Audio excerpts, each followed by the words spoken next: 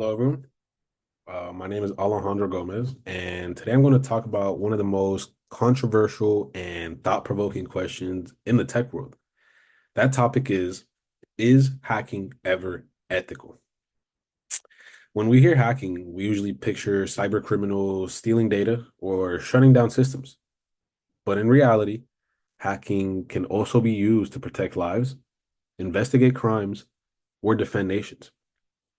So how do we draw the line between ethical and unethical hacking? Who is the one that decides, and how does that change depending on where you are in the world?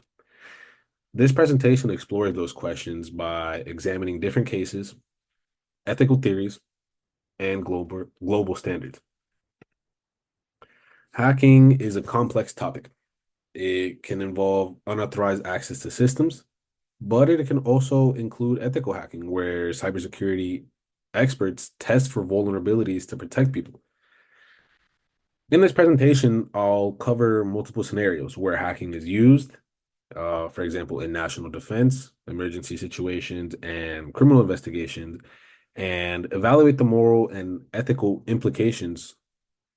We'll also compare global perspectives and apply ethical theories like utilitarianism and deontology to determine when, if ever, hacking can be or might be justified. This isn't about giving a simple yes or no answer. It's about understanding the layers of intent, outcome, and impact. National security and government hacking.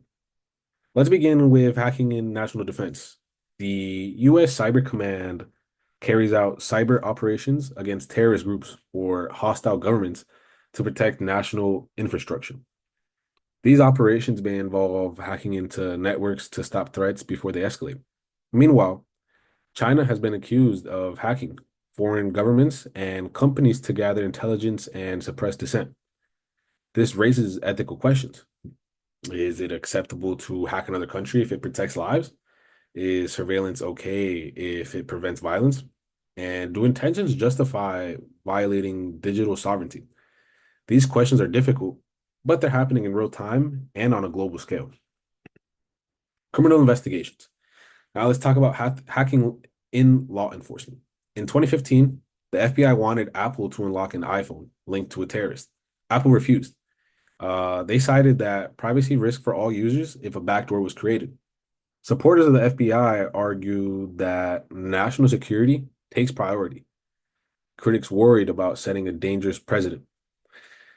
This case brings up a fundamental ethical dilemma. Should we weaken protections for everyone just to access one device? And what happens if future governments or hackers exploit the same tool? Balancing justice and privacy is one of the biggest ethical challenges in digital law enforcement. Life and death emergencies. There are also times when hacking is used during life-threatening emergencies. In Ireland, a ransomware attack shut down hospital systems, delaying treatment for cancer patients.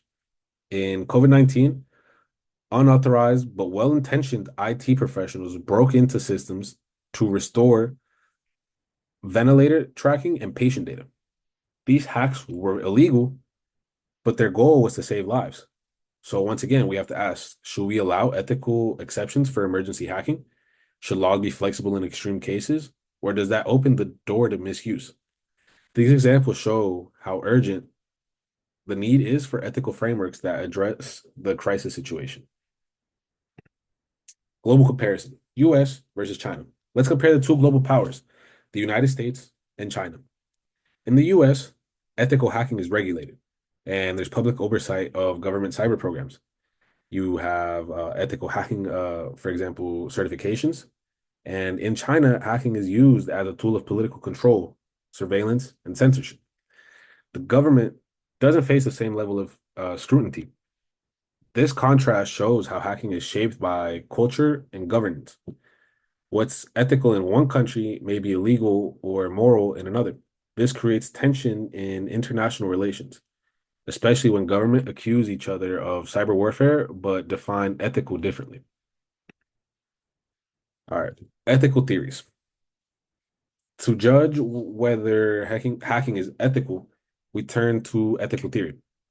Utilitarianism is outcome based. It says an action is right if it benefits the majority.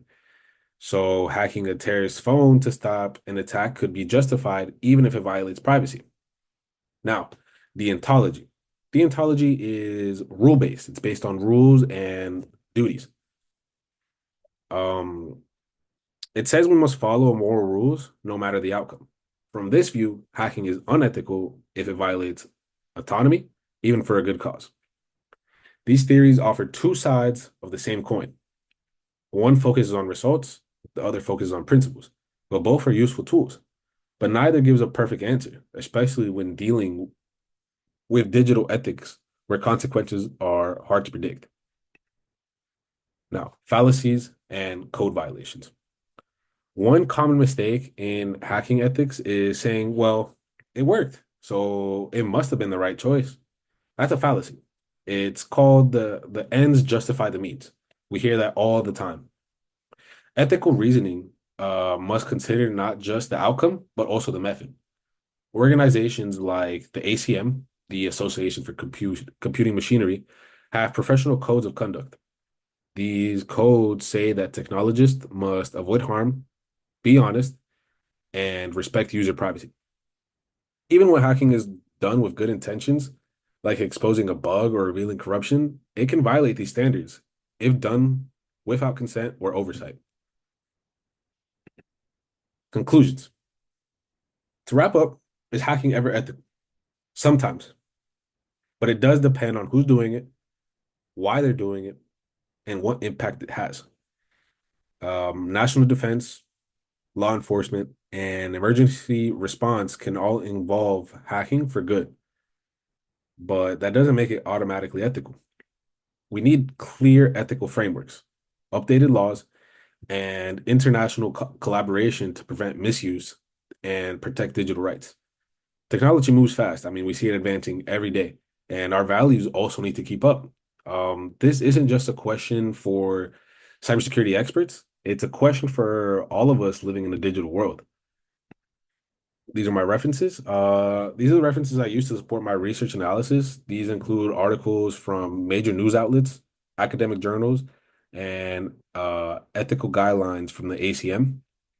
All are cited using the IEE format, and the full reference list is also included in my research paper submitted prior. Um, Once again, I'm Alejandro Gomez, and this is my presentation on Is Hacking Ever Ethical? Thank you.